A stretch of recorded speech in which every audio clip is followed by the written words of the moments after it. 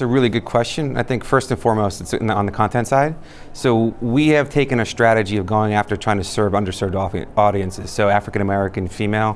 When we started Power 5 years ago, there was very few shows on the air that actually were serving the African American audience. And then we have Outlander and Girlfriend Experience, The White Princess, where you have these very strong female characters that really kind of dominate the world. And I think that's a trend that we're starting to see kind of follow Starz in the TV world right now. And then on the other side, being a premium network, we've been able to go direct to consumer and get closer to the consumer than most broadcast networks have. We're not in the traditional cable bundle and 100% distributed and dependent on advertising.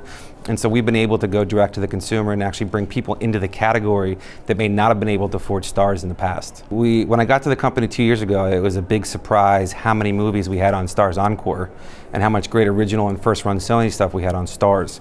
And so when you put the two of those together at a really attainable price point with full download, it's a really compelling consumer product, and we've seen that in the results.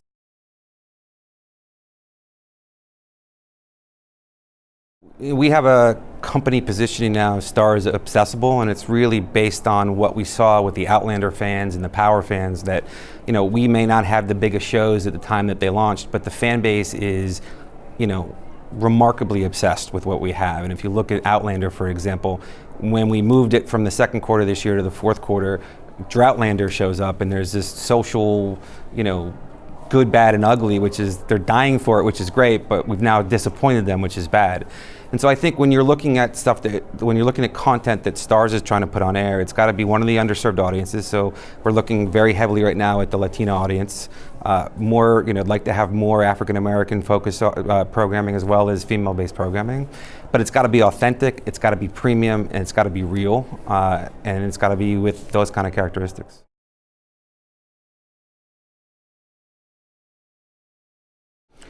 Chris was really smart 5 years ago when he came to the company, Chris Albrecht. I think he'd done that big general market, try to launch big shows at HBO for 15 or actually 35 years.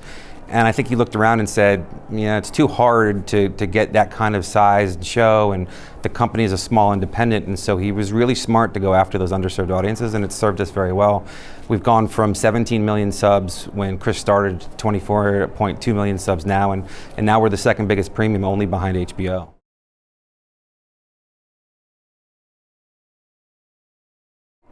Stay true to the story, stay authentic. You're going to hear no a lot, but just keep pushing if you believe in it. So.